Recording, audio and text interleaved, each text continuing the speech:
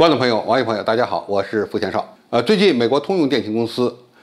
开发的变循环发动机 XA100已经开始试车。那么据说呢，它的指标呢已经达到了美国军方所提出的相关的要求。当然，这仅仅是开始试车，最终在研发过程中还会碰到什么样的问题，目前呢还不好讲。那么变循环发动机的开发，可以说在目前航空动力装置领域呢是一个突破性的进展。与此同时，除了通用电气公司在开发变循环发动机以外呢，据说美国的普惠公司也在开发同类型的变循环发动机，它的编号呢是 XA101。那么到底是 XA100还是 XA101能够被美国军方选中？目前呢还要看最终的 PK 结果，谁的性能更可靠，综合性能更好，才有可能被美国军方所采用。那么变循环发动机和目前大部分的作战飞机所采用的涡扇发动机相比，它到底有些什么样的特点呢？所谓的变循环发动机就是它能够改变内涵、外涵的流动，而且呢它是3个涵道。那么它通过调整不同的涵道比，它可以获得在不同飞行状态下最佳的性能，比如说更省油推力更大，特别是在加力推力状态下，能够产生更大的推力，而耗油呢进一步的降低。它的改善程度大概在20%到30%这个范围内。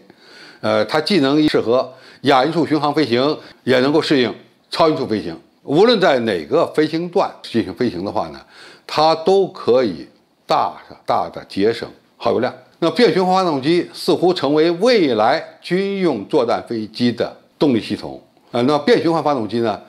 似乎有可能成为下一代战斗机的先进动力系统。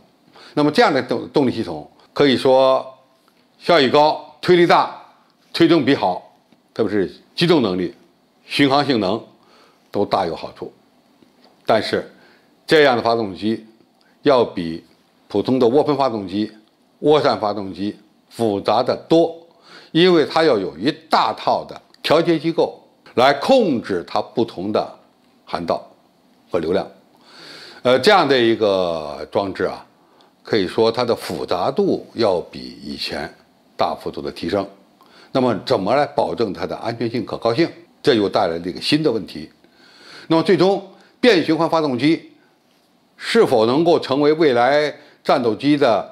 动力装置呢？这个呢还需要大量的试车，特别是包括高空试车台的这个试验，才能够确定的。而且即使它的指标能够满足要求，它的可靠性如何，这个也需要长时间的运转才能够做最终确定。但不管怎么讲，美国现在研发的 XA100和 XA101这2种变循环发动机，已经开始试车，或者是即将进入试车阶段。那么这些先进的动力装置它的最大推力目前指标比较明确，要达到2万公斤级。现在世界上推力最大的战斗机用的发动机呢，是美国 F-35A、B、C 这3款战机所采用的 F135涡扇发动机，它们的最大推力现在可以达到18000公斤级。据说改进型的F135呢，它最大推力可以增长到2万公斤级。现在的机翼公司和普惠公司，他们开发的下一代的变循环发动机的基础指标，起码你要达到2万公斤的推力级。这个应该说，一旦它研发成功，配装在未来的第5代战斗机上，有利于提升他们的综合作战能力。这样的一项技术是相当复杂的，全世界目前只有美国开发成功了。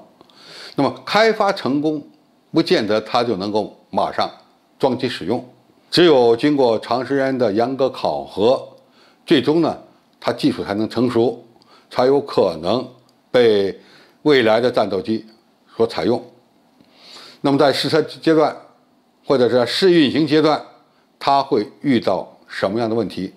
现在还很难预料。其实变循环发动机并非现在美国人才开始搞的，因为在研制 F-22的时候，美国的普惠公司就开发过一款变循环发动机，最终呢，美国军方没有选用。尽管它的技术很先进，指标呢感觉也不错，但是美国军方认为它的可靠性不高，因此选择了一款相对设计比较保守的动力系统，作为 F-22以及后来的 F-35的动力装置。由此可见，变循环发动机虽然技术先进，但是在可靠性方面以及它的控制方面，还是存在着不少的问题。这些问题必须一步一步解决。当然，一旦这些难关攻克了，那么航空发动机，特别是军用航空发动机，他们的技术水平又会提升到一个新的阶段。那么我们国家目前和美国最先进的发动机相比呢，已经存在着一定的差距。我们现在正在追赶，现在美国又前进了一步。那么这些技术，我们当然要紧密跟踪，同时呢，要做好先期的预案工作。一旦此类发动机能够达到装机使用的阶段，我们的相应的研发工作势必也就需要展开。美国尽管领先了一步，双方的差距现在虽然比较大，我想经过我们的努力，这个差距也是可以缩短的。因为说到底，到目前为止，世界上能够研制大推力和高推动比发动机的国家也就3个：美国、俄罗斯和中国。我们已经具备研制和生产大推力发动机的这个基础了。在经过若干年的努力，特别是在材料设计和理论计算这方面，有所突破的话，中国航空发动机产业，我想一定会跟上世界现水平，研发出、生产出具有中国特色的新型航空动力装置。好，今天介绍就到这里，谢谢大家收看。感兴趣的朋友，我们可以在下面的留言区留言交流讨论。我们下期再见。